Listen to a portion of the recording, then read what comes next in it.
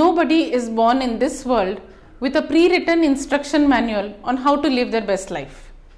And like it or not, all we can do is try to figure it out.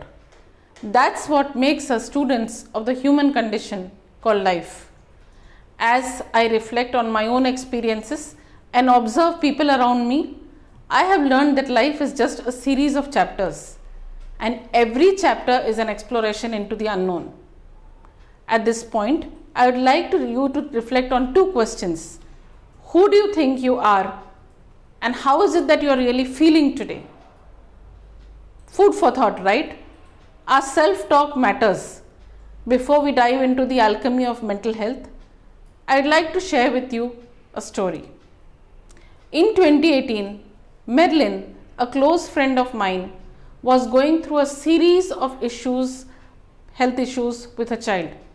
She would come to work, and the school, which was a 2.5 hour drive from the workplace, would call her asking her to pick her child up and take care. To add to the blessings was a toxic boss who just increased pressure in ways that Marilyn could not sustain and led to her layoff, when all that was required was sustainable ways of working in the light of a crisis. Challenging, isn't it? And not very different and unheard. Now let me tell you another story. In 2020, Sally, another friend of mine, was going through a personal roller coaster in life. Her mother was diagnosed with cancer, and being a caregiver had completely transformed her identity. The journey with a cancer patient took her through roads that she was unprepared for over several weeks and months. Caregiver stress was impacting her emotions and existence from every angle. At this point, I would like you to reflect after a pause and start thinking, how many times in life have we had moments that were totally out of our control? How many times did we have to discard our crisis manuals and just rewrite them again? And in all these moments, how many times have we really spoken up to someone on what's that really tears us apart? Adversity doesn't discriminate, but the stigma around mental health just prevents us from openly talking about it, let alone receiving the support and attention that it requires. If this is an issue that we all resonate, when mental health is at the tipping point of all illnesses in the world today, then what is it that we can do about it? And if we can internalize those answers, then the point to think collectively is, what is it that we are doing about it? Mental health is unspoken and unsupported most of the times, due to the fact that people find it really difficult to have open conversations with people for the support needed. These problems most often get neglected, just making life difficult from every angle. I do believe that sharing our personal stories on what has helped us in such journeys can definitely boost and inspire someone suffering in silence. While reading or listening to uplifting material is important and does help to feed your soul, but the true benefits of a transformation can be realized only through execution. It's important that we inner engineer ourselves before we engineer the situations around us. And while doing so, if we find people whose energies don't seem aligned on our journey, then it's best to let go of them, as they won't serve a purpose in life. Inner engineering ourselves helps us acquire and embrace the fluidity of mindset that enables us to accept the outcomes that life offers with grace and deal with the vicissitudes of life better.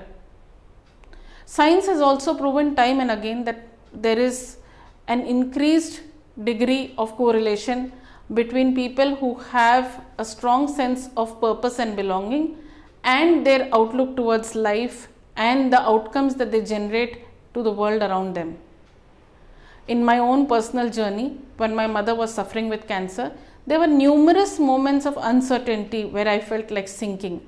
And each time I experience that sinking feeling, I would just remind myself of one question. If I had cancer and my mother was my caregiver, would she give up? And the but obvious answer would just get me back on track and keep me focused no matter how difficult the journey seemed. Research has proven time and again that our human brains are immensely neuroplastic, and what that really means is that our brains have the ability to modify their structure and function and adapt based on our learnings, our experiences, and the memories that we internally generate.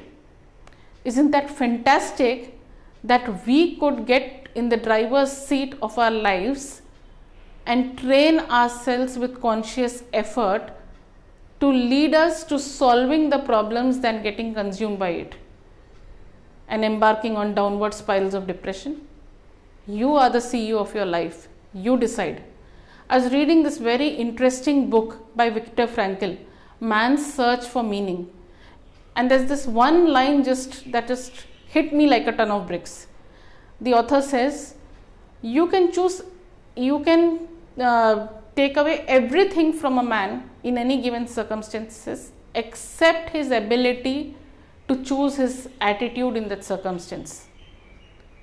It's absolutely non-negotiable to wear your attitude.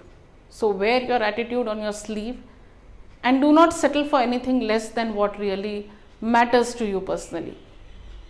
There's another story that I'm reminded of at this point, the story of an inspiring surfer, Bethany Hamilton.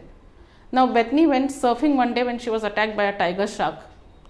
While Bethany survived the injuries, she lost her arm. What did that mean for a fierce surfer like Bethany? Roll in the agony of pain or rise like a warrior? And she chose the latter.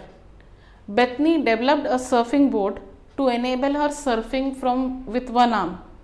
She started and intensified her surfing lessons right from scratch and went on chasing gigantic waves and making a world record 6 times. She's also founded a community known as Friends of Bethany to help people re-engineer themselves and be champions in life. Isn't that inspiring?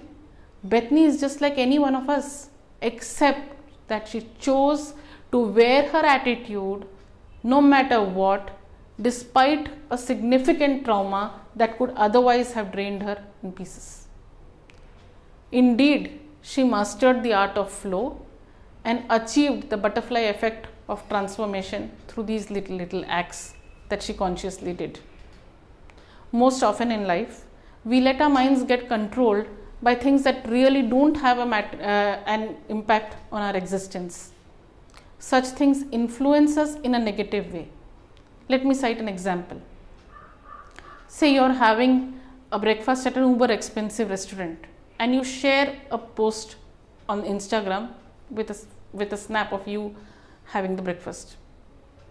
It's 10 minutes and you've received no likes. 20 minutes, still no likes, or maybe a like or two. Quite disappointing, isn't it? Upon taking a step back, you will realize that the entire gourmet experience was lost in the anticipated dopamine release by hits on Instagram. Social media was designed that way to make us crave for attention. When Facebook developed and deployed its like button, it intensified the intensity of engagement phenomenally.